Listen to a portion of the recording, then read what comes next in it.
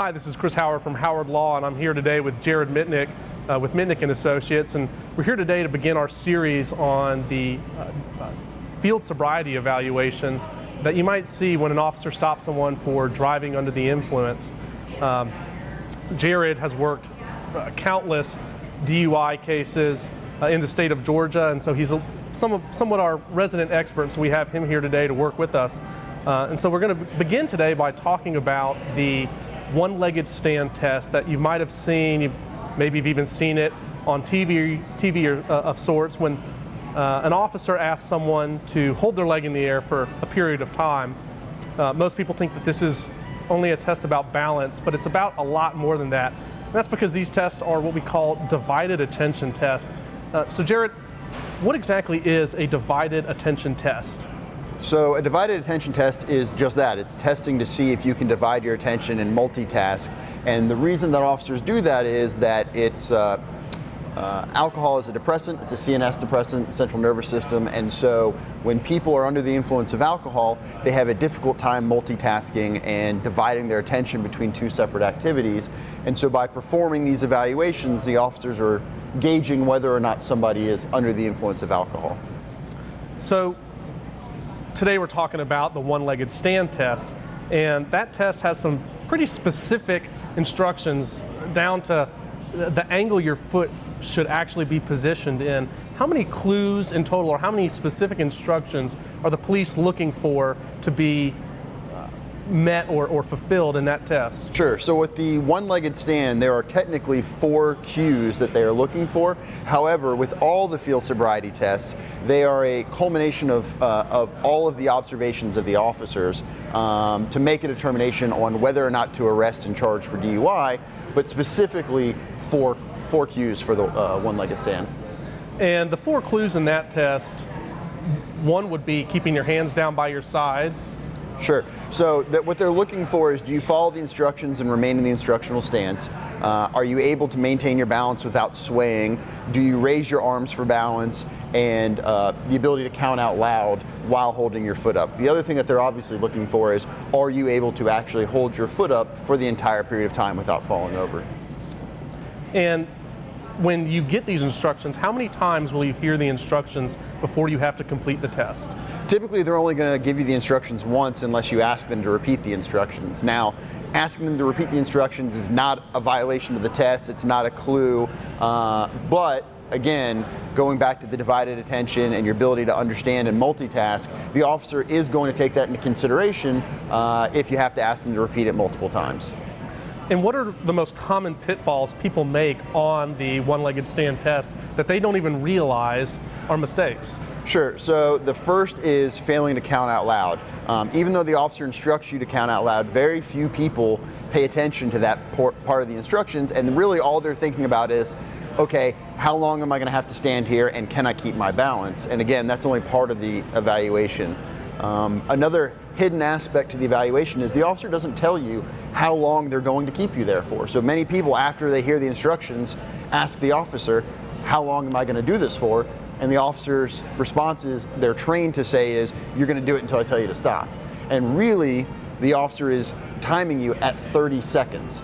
The reason they have you count your seconds out loud is they're checking your internal clock. They're checking to see if you estimate 30 seconds actually to be 30 seconds, or if the alcohol has depressed your internal clock such that you only get to 18 or 19 or 20 when it's really actually been 30 seconds. And one of the instructions is to hold your foot while it's 6 inches off the ground, parallel to the ground.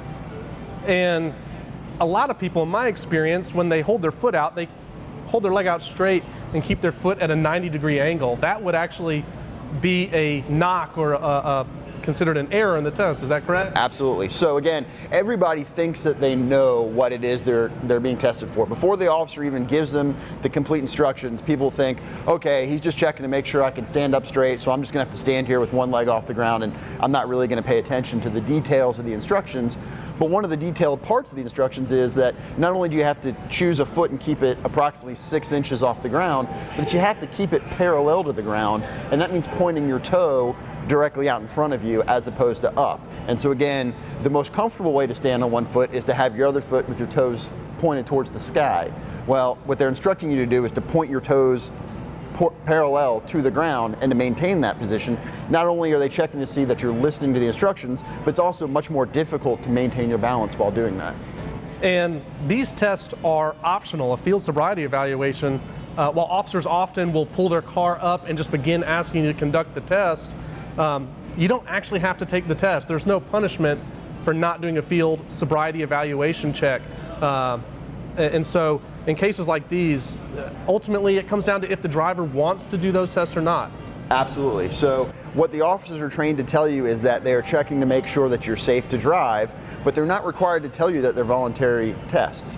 And so as long as the officer doesn't compel you or force you to take them, they're not violating their training or the law.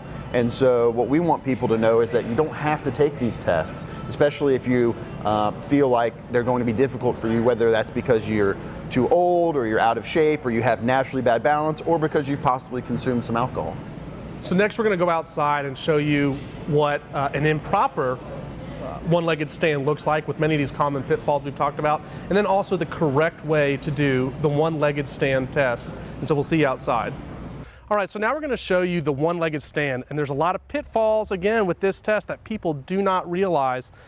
We talked about the instructions inside, in which your foot should remain parallel to the ground, your hands should be by your side, and that when you count to 30, you're actually trying to keep that count to 30 at a 30-second point, because they're testing how fast or how slow your internal body clock is going at that point.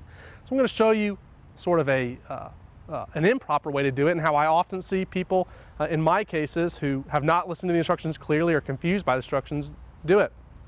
And so what an officer will ask you to do is to keep your hands by your side, keep your foot parallel. Well, a lot of people are so focused that this is a balance test that their hands come up and they take their foot and they hold it up.